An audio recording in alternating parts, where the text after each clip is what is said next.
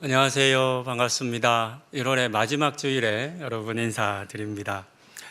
올 한 해 벌써 시작한 지 한 달이 다 되었는데요. 잘 지내고 계신 거 맞죠? 네, 저 단카오 갔다 오고 난 다음부터 본격적으로 신앙 챌린지 점검하러 저희 교육자들과 함께 돌아다니도록 하겠습니다. 올 한 해 주님 안에서 더 열심히 이렇게 살아가는 우리가 되기를 소망합니다. 오늘은 고린도전서 8장의 말씀을 통해서 하나님께서 우리에게 주신 지식에 대해서, 이 지식을 통해서 어떻게 교회 공동체와 또 성도를 유익하게 할 수 있는지에 대한 내용을 함께 살펴보려 합니다. 함께 읽은 8장의 본문에는 고린도 교회 성도들 사이에 있었던 하나의 주제를 말미암은 다툼과 갈등을 배경으로 합니다. 그것은 우상에게 바쳐진 이 고기를 먹어도 되느냐 안 되느냐라고 하는 주제입니다. 이 다툼을 우리가 좀 두 부류의 사람들의 입장에서 한번 생각해 보려 합니다. 먹으면 안 된다라고 하는 부류의 사람이 있었고 또 먹어도 된다라고 하는 부류의 사람이 있었습니다. 많은 이유가 있겠지만 원래 이런 표면적으로 나타난 주요한 이슈 안에 또 여러 다양한 이유가 있겠지만 크게 두 가지 내용들을 좀 살펴보면서 이들의 각각의 그렇게 말한 이유를 한번 생각해 보려 합니다. 첫 번째, 먹으면 안 된다라고 했던 사람들의 이유를 먼저 들어봅니다. 고대 사회에서는 오늘날과 같이 이렇게 목축을 해서, 그러니까 동물을 잘 길러서 그 다음에 도축장에 보내어 고기를 잘 이제 잡아서 시중에 유통되는 그런 과정이 없었습니다. 도축업자를 고용할 수 있었던 소수의 귀족들을 제외하면 대부분의 사람들은 고기를 구할 수가 없었습니다. 시장에 가서 이제 파는 고기를 사야 하는데, 오늘 뭐 저희도 마찬가지잖아요. 그런데 요즘 그 할랄 음식이라고 여러분들 아실 겁니다. 이슬람 사람들이 이 할랄인지 아닌지를 굉장히 묻고 따집니다. 이유는 그 이슬람의 규정에 따라서 도축이 된 고기만을 먹어야 하기 때문입니다. 그랬던 것처럼 유통 과정 가운데 정상적인 과정을 거치지 못한, 즉 우상의 신전과 우상의 제물로 바쳐졌던 고기가 대부분 시장에 유통되었기 때문에 이제 그와 같은 고기를 사서 먹어야만 했습니다. 아폴로나 비너스와 같은 위대한 신들을 섬기기 위한 그런 신전과 사당이 많이 있었고, 로마는 유대교를 인정해 주었던 것처럼 점령한 그 지역의 원래 토착 종교를 대부분 인정해 주었습니다. 당연히 그 지역에 오랫동안 섬겨왔던 신들이 있었을 겁니다. 그들을 섬기기 위한 사당과 신전도 많이 있었습니다. 다신교 사회니까, 다신교를 믿었으니까 뭐 어떤 신이든 있으면 되는 겁니다. 그런 신들을 위한 제사가 많이 행해졌고, 그 제사에는 항상 동물을 가져가 그 바친 그런 제물이 필요했습니다. 그리고 이렇게 바쳐진 희생제물은 그냥 뭐 불을 태워서 끝내는 게 아닙니다. 바친 다음에 그 바친 고기로 요리를 해서 함께 제사를 드렸던 신전 관리와 함께 먹었습니다. 그런데 그들만 먹은 게 아니라 더 많은 경우에 이 제사 자리에, 이 식사의 자리에 이웃들, 지인들을 초대해서 함께 나누어 먹었습니다. 이런 이유로 당시에는 식사 자리에 초대받는다라고 하는 것이, 오늘 우리는 식사 자리에 초대받는다 그러면 집으로 방문하거나 식당을 간다는 의미잖아요. 근데 그게 아니라 제사를 지내는 신전으로 또는 사당으로 초대를 받는다라고 하는 의미도 동시에 있었습니다.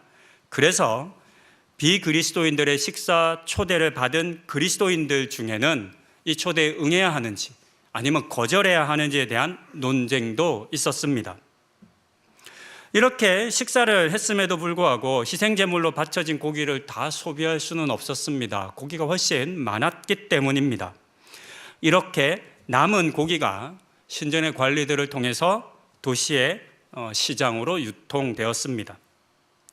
고린도나 아덴과 같은 대도시에서 판매되었던 대부분의 고기는 이런 과정을 통해서 유통되었습니다. 그래서 고린도 교회 성도들 중에는 이 고기를 사서 먹으면 안 된다라고 했던 사람들이 있었던 겁니다.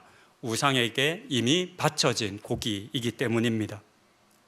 어렸을 때 저희 집이 제사를 지냈어요. 아버지께서 제사를 지내셨어요. 집에서도 제사를 지내고 시간 맞춰가지고 밤 11시 뭐 이렇게 시간 꼭 맞춰서 지내시더라고요. 그리고 다음날 되면 산으로 올라가서 나무 앞에서 또 그 음식을 차려가서 또 절을 하셨어요. 아마 저희가 이제 아버지께서 큰형님의 이제 복음 전도로 자녀들과의 갈등을 해소하기 위해서 자녀들의 말에 따라 추도 그럼 예배를 드리자라고 바꾸기 전까지는 꽤 오랫동안 제사를 드린 기억이 있습니다. 제사를 드릴 때 보니까 과일 같은 거 밑둥을 따더라고요. 칼로. 기억하시는지 모르겠어요. 이렇게 밑둥도 자르고 또 이렇게 제사를 우리도 이제 드리고 또 옆집도 드리면 음식을 서로 나눠 먹었어요. 그게 덕이라면서요. 그래서 저희 집에도 밑둥이 잘려진 과일과 또 고기 같은 것들이 왔어요. 어렸을 때는 아무 생각 없이 맛있게 먹었어요. 근데 큰형님이 교회를 다니기 시작하면서부터 그때는 80년대니까 교회에서 다 제사 음식 먹으면 안 된다고 가르칠 때였습니다. 그래서 형님이 이제 못 먹겠다, 제사 못 드린다, 집 나가겠다, 뭐 이런 엄청난 이슈가 저희 집에 있었습니다. 엄청난 폭풍. 큰형님이 제사 지내는 날 집을 나가버리고 둘째 형님이 잔을 돌리면서 형 없어도 된다고 하고 굉장히 많은 그 스토리가 있습니다. 물론 그 모든 과정 속에 하나님의 은혜로 이제 모든 가족이 이제 하나님 앞에 돌아오는 그런 역사가 저희 집에 있었고 그 덕분에 큰형님과 제가 이렇게 목회를 하게 되었습니다. 아마 여러분들 그런 기억이 있으실 겁니다. 어렸을 때 제사 음식 옆집에서 가져오면 먹어야 돼요, 말아야 돼요, 여러분? 여러분 어떻게 하셨어요? 드셔야 돼요? 아니 이거 제사 지낸 음식인데 버려야 돼요? 아니 음식 버리면 죄라면서요. 그렇죠? 그런 갈등이 이 고린도 교회에도 있었던 겁니다. 고기를 먹으면 안 된다고 주장했던 사람의 또 다른 이유도 있습니다.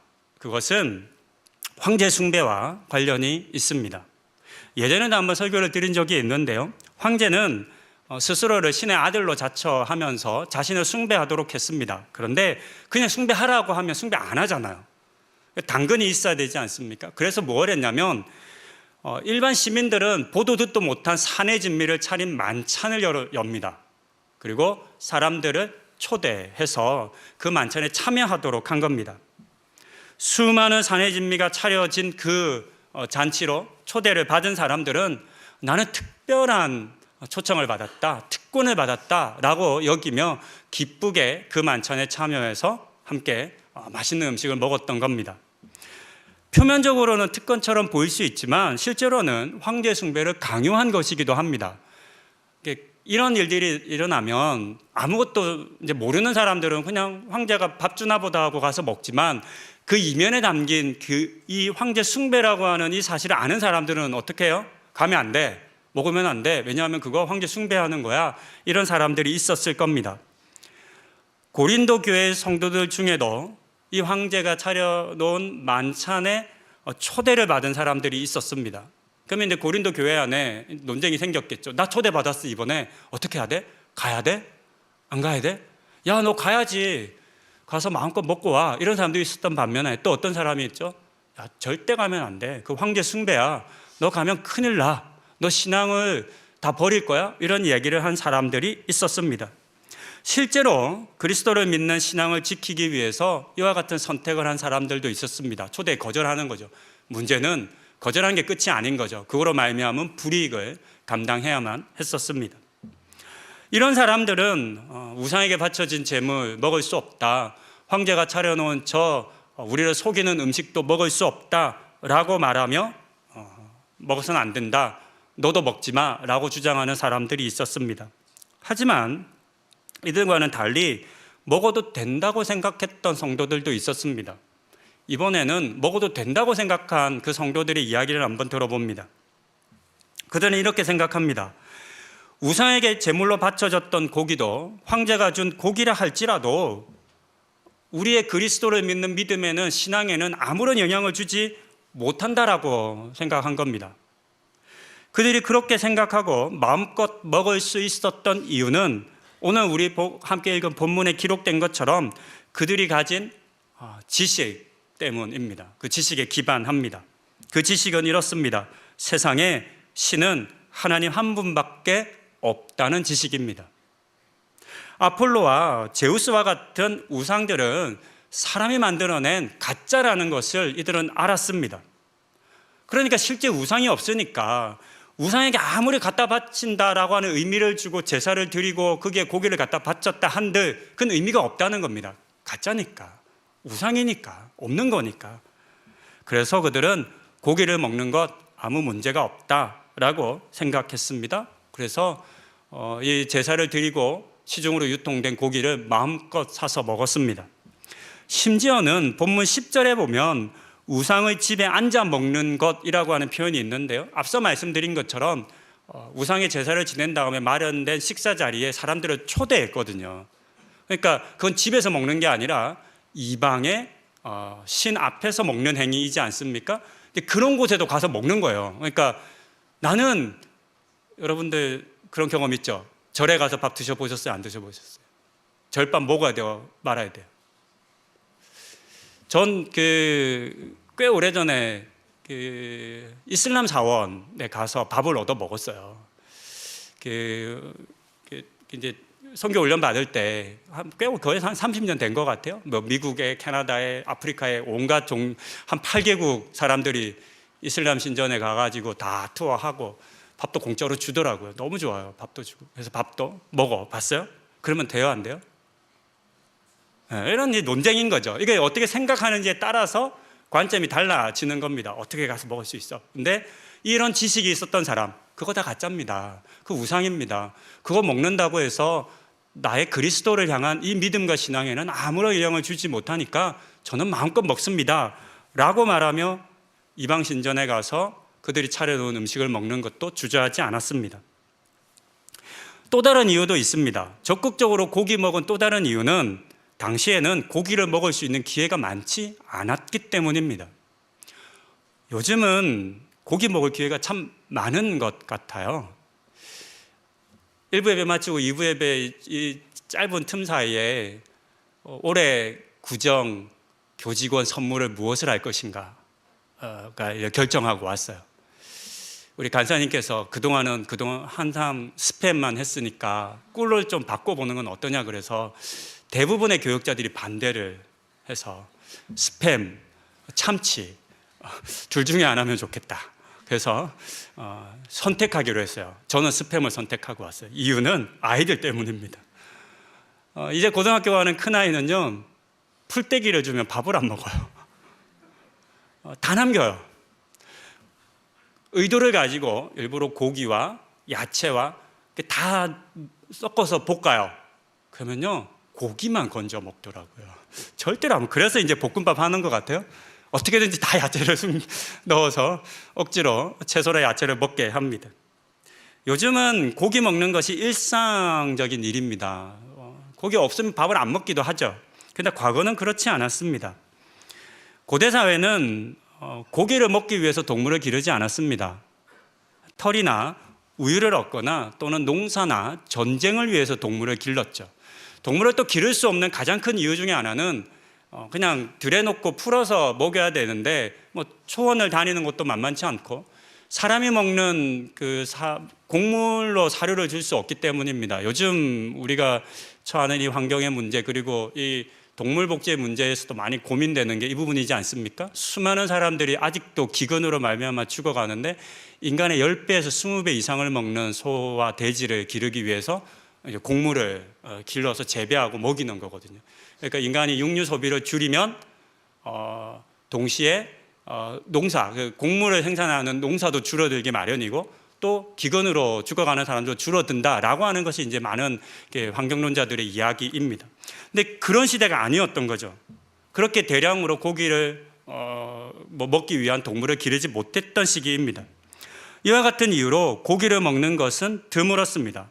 그래서 이 사람들은 어떻게 이야기하냐면 어떻게 해서든 고기를 먹을 수 있는 기회가 되면 고기를 먹어야 한다는 겁니다. 안 그러면 고기 먹을 기회가 없으니까. 값비싼 고기를 공짜로 먹을 수 있는 기회가 있었던 거죠. 황제가 차려준 만찬의 자리, 또 다른 사람의 신전에서 제사 드리고 초대받은 그 자리에서는 그 비싼 고기를 마음껏 먹을 수가 있었던 겁니다. 그러니까 그 자리에 가는 것이 일거양득이라는 겁니다.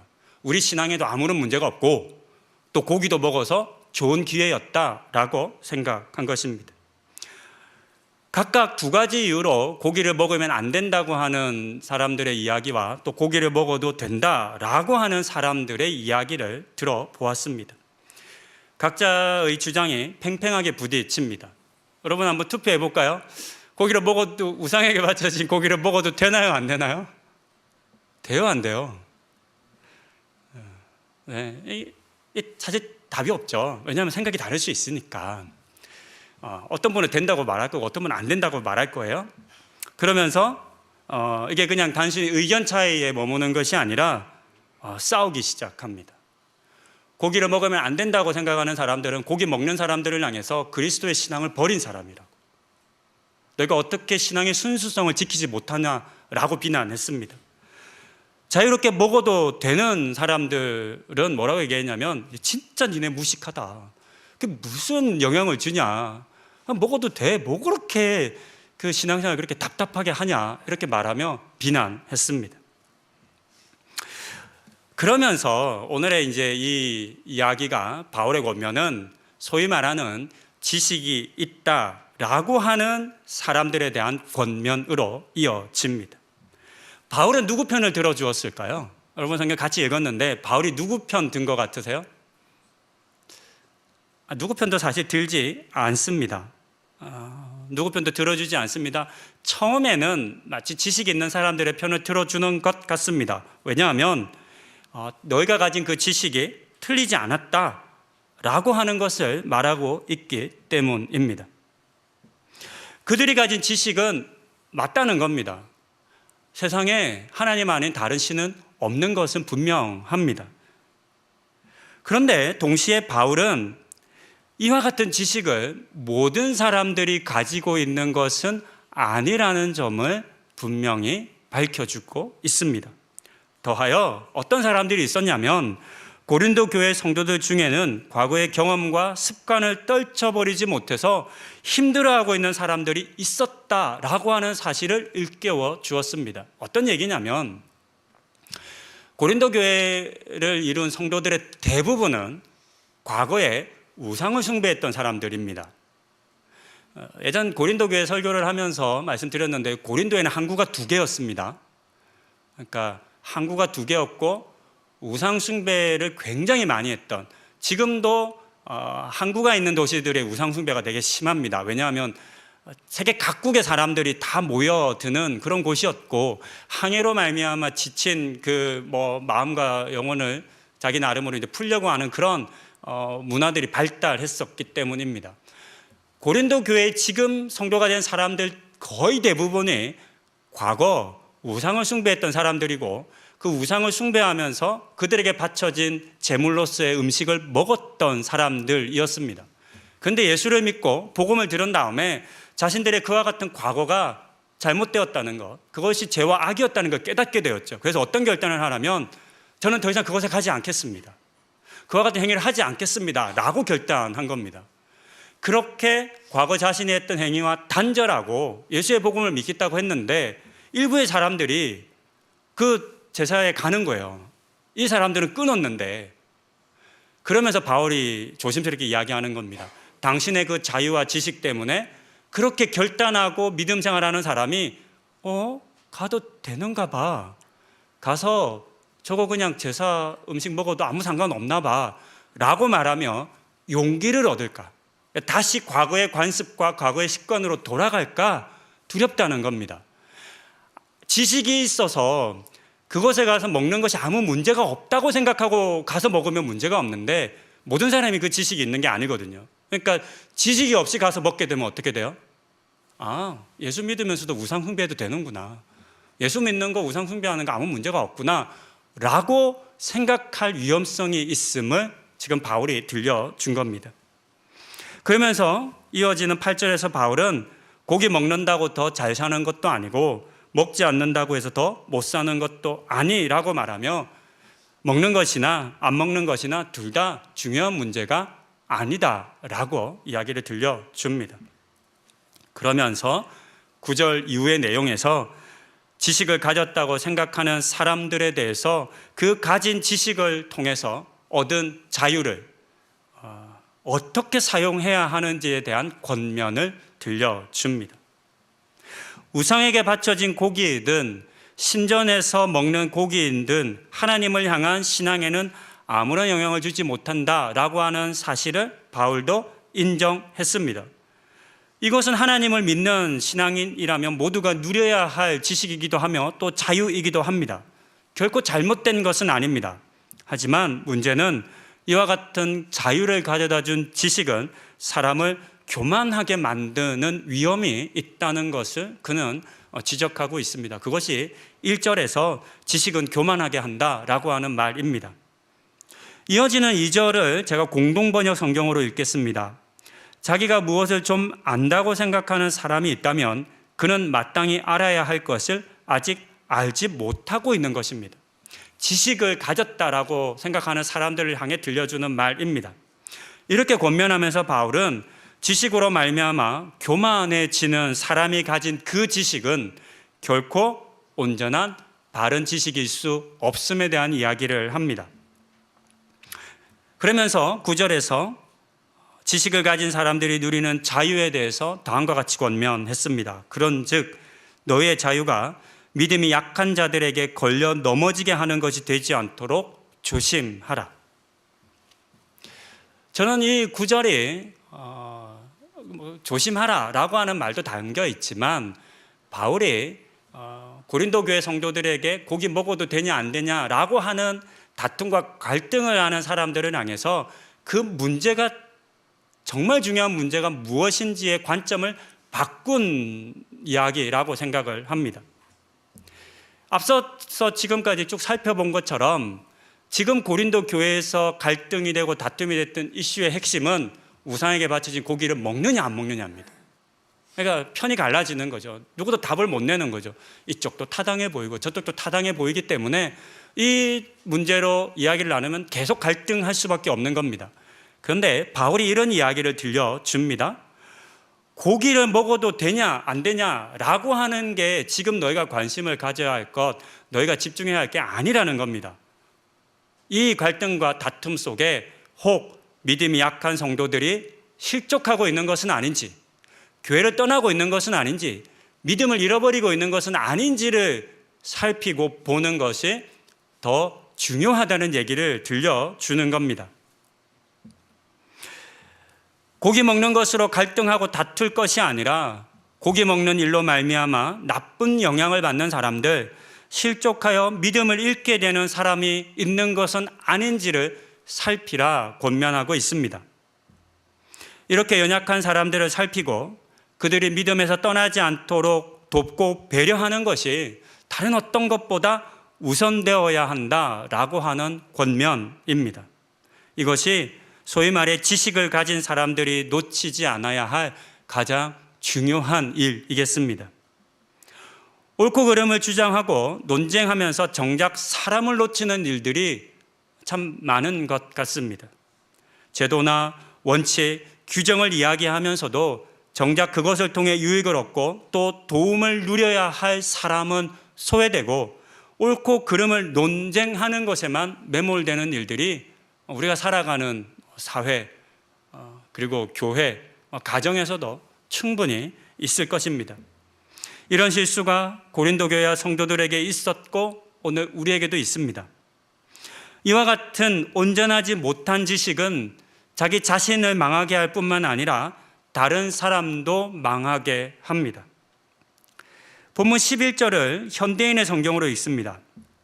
그렇게 되면 여러분의 지식 때문에 믿음이 약한 그 사람은 망하게 됩니다. 그리스도께서는 그 형제를 위해서도 죽으셨습니다. 바울은 지식이 있다고 자신을 자랑하고 그 지식으로 말미암아 얻은 자유를 마음껏 누리는 그 사람들로 인해서 예수님께서 핏값으로 사신 사람들이 망하게 될 수 있다는 사실을 지금 말하고 있습니다.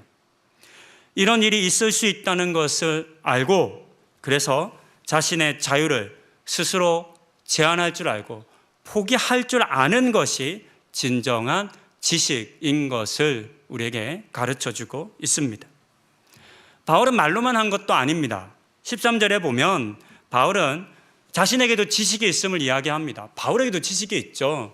바울이 누구보다 잘 알았을 겁니다. 우상은 없다는 것, 그 고기 먹어도 아무 상관없다는 것 잘 알았습니다. 하지만 그럼에도 불구하고 믿음이 약한 형제를 위해서라면 자신은 고기 먹는 자유를 기꺼이 포기할 수 있다라는 말을 들려줍니다.